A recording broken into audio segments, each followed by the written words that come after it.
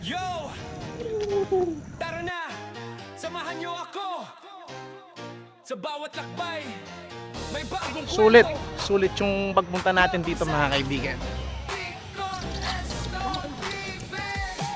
Mula bundok hanggang sa dalampasigan, bawat tanawin ay may aral na matutunan. Food trip dito, adventure manando. Kumusta mga kaibigan? Alam nyo ba na may isang bagong pasyalan dito sa Clark na libre lang pero parang nasa ibang bansa ang dating? Hindi lang ito simpleng park o open space. Isa itong lugar kung saan nagsasama ang sining, modernong arkitektura, kalikasan, masasarap na restaurant at cafes. Ngayon, iikutin natin ang Philinvest Mimosa Plus Leisure City at bibisitahin natin ang isa sa pinaka-instagrammable na artwork dito sa Clark, ang Mebuyans Cloud ni Leroy New. Kung naghahanap kayo ng magandang date place, family bonding, o simpleng lugar para mag-relax, samahan ninyo ako dahil baka ito na ang susunod ninyong weekend destination. Matatagpuan ng Philinvest Mimosa Plus Leisure City sa Clark Free Zone, Pampanga. Isa ito sa mga pinakabagong lifestyle destinations sa Clark na unti-unting dinarayo ng mga turista, pamilya, content creators, photographers, at maging na mga gusto magpahinga mula sa ingay ng syudad. Ang maganda rito, libre lang ang pagpasok sa outdoor areas. Kaya kahit gusto mo lang maglakad-lakad, uminom ng kape, o mag-picture habang sunset, pwedeng pwede. Habang naglalakad tayo rito, mapapansin ninyo kung gaano kalinis ang paligid. Malalawak ang walkways, maraming puno, maayos ang landscaping, at napaka-relaxing ng ambience. Isa ito sa mga dahilan kung bakit patuloy na lumalago ang turismo dito sa Clark. Bago naging Philinvest Mimosa Plus Leisure City ang lugar na ito, bahagi muna ito ng dating Mimosa Golf Course noong panahon pa ng Clark Air Base. Pagkatapos ng pag-alis ng mga Amerikano noong 1991 at ng pagputok ng Mount Pinatubo, unti-unting nabuhay muli ang Clark bilang sentro ng negosyo, turismo at pamumuhunan. Ngayon, isa na itong world-class destination na pinagsasama ang hotels, restaurants, commercial spaces, golf courses at open leisure areas. Napakaganda talagang isipin na ang dating military base ay isa na ngayong isa sa pinakamaganda at pinakamaunlad na lugar sa Central Luzon. At narito tayo sa isa sa pinakabagong landmark dito sa Clark, ang Mebuyans Cloud. Ito ay isang napakagandang public art installation na ginawa ng kilalang Filipino contemporary artist na si Leroy New. Kung titignan ninyo, kakaiba talaga ang disenyo nito. Parang futuristic, parang alien, pero may halong kultura ng Pilipinas. Ang pangalan nitong Mebuyan ay hango sa mitolohiya ng mga katutubong Bagobo sa Mindanao. Si Mebuyan ay kilala bilang tagapag-alaga ng mga kaluluwa at simbolo rin ng buhay, paglalakbay at pagbabago. Pinagsama rito ang modernong sining at kulturang Pilipino, kaya hindi lang ito magandang tignan, may kwento rin itong dala. Pero alam nyo ba kung kailan ito mas lalong gumaganda? Kapag gabi na. Habang unti-unting lumulubog ang araw, nagsisimula ng umilaw ang buong paligid. Ang kombinasyon ng architectural lighting at colorful illumination sa Mebuyans Cloud ay talagang napakaganda. Para kang nasa Singapore o kaya naman sa Japan. Napaka-relaxing ng atmosphere. Hindi nakakapagtakang maraming photographers at content creators ang bumibisita rito. Kahit mga bata, tuwang-tuwa habang tumatakbo sa open spaces. Samantalang ang mga matatanda naman ay nakaupo lang at nagkukwentuhan at ini-enjoy ang malamig na hangin ng Clark.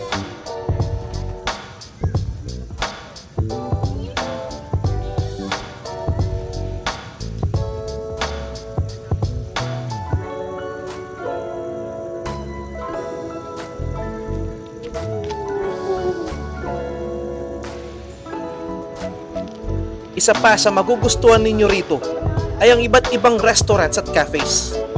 Kung mahilig kayo sa coffee dates, maraming cafes na pwedeng tambayan habang pinagmamasdan ng magandang paligid.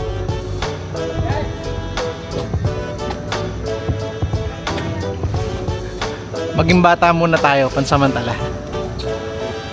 Ang ganda. Ayan. Gusto ko nang dalhin dito si Ella. Gusto ko nang dalhin dito si Ella, mga kaibigan. For sure mag-enjoy siya.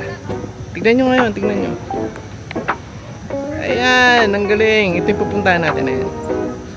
And then, syempre, harap ulit sa akin. Ayan.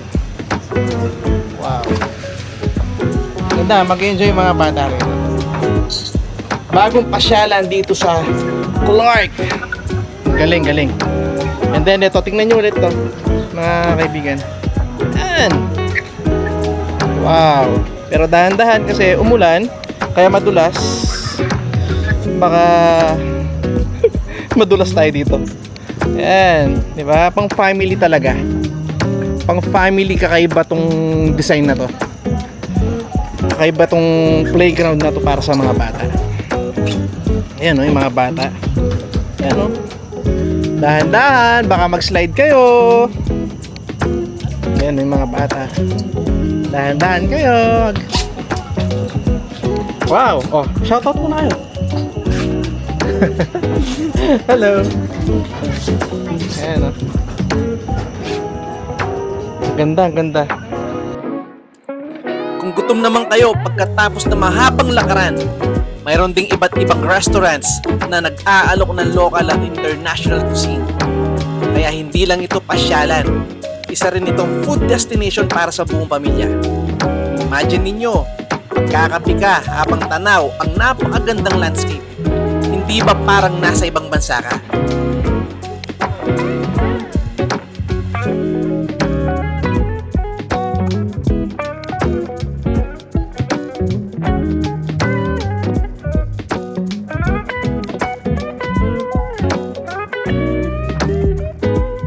Mahilig kayong gumawa ng TikTok, Reels, YouTube Shorts, o Instagram photos.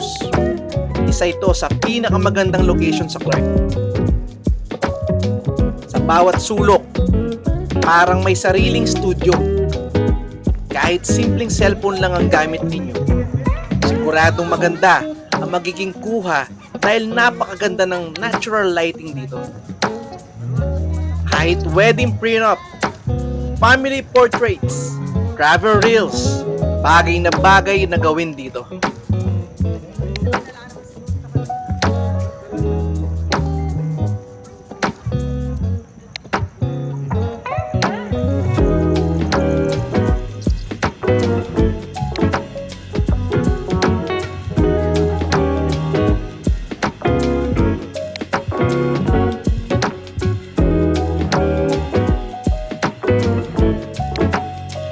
Habang nagpapatuloy tayo sa ating paglalakad, mapapansin ninyo na katabi lang mismo ng Mebuyans Cloud ang isa pang bagong atraksyon dito sa Philip S. Mimosa Plus Leisure City, ang Bay 49. Kung mahilig kayo sa golf, o gusto ninyong subukan ng sport na ito, kahit baguhan pa lang, magandang experience ang Bay 49. Isa itong modern golf practice facility kung saan pwede ka mag-practice ng iyong golf swing gamit ang makabagong kagamitan sa isang komportable at world-class na environment.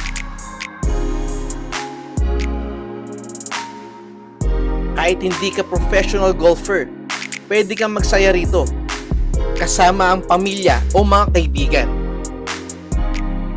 Isa rin itong magandang bonding activity at kakaibang experience na hindi mo madalas makita sa ibang pasyalan.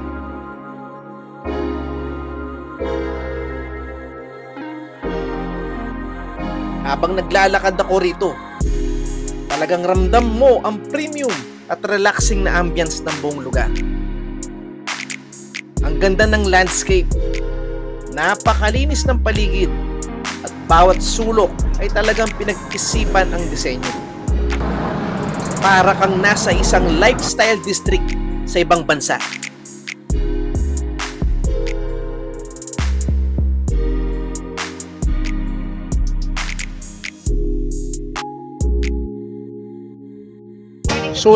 Sulit yung pagpunta natin dito mga kaibigan. Samahan niyo ako sa bawat lakbay. May bagong kwento. Welcome sa Icon Eston TV. Mula bundok hanggang sa dalampasigan, bawat tanawin ay may aral na matutunan. Food trip dito, adventure man nandoon. Kasama mo ako sa bawat panahon. May saya sa bawat biyahe, may kwento sa bawat lugar. Kasaysayan ay ating tuklasin, mga alaalang walang kapantay. Hukong Nestong TV, tara na't bumiyahe. Adventure at lifestyle, sama-sama tayo lagi. Food trip at travels ay walang kapalit. History at kultura ating sisilip. Hukong Nestong TV, para sa lahat ng tao. Bawat vlog ay inspirasyon sa puso mo.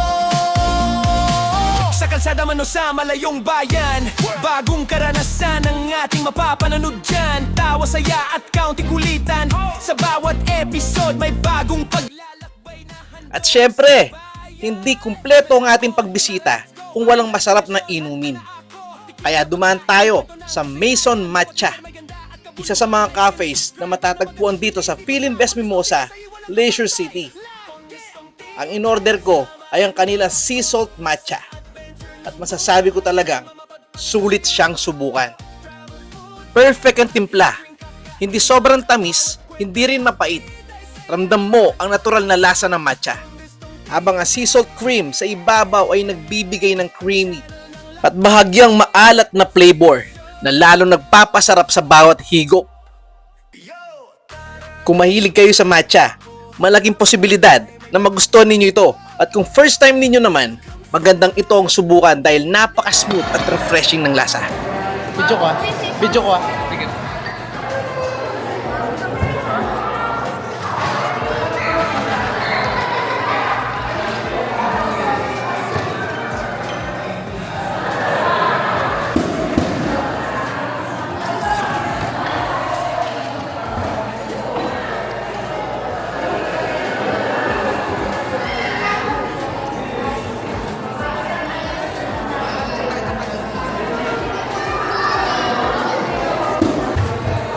Hello, ayan.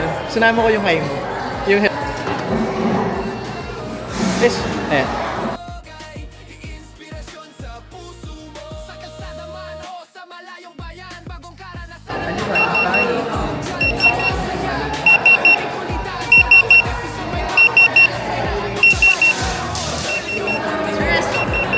Thank you. Ask natin.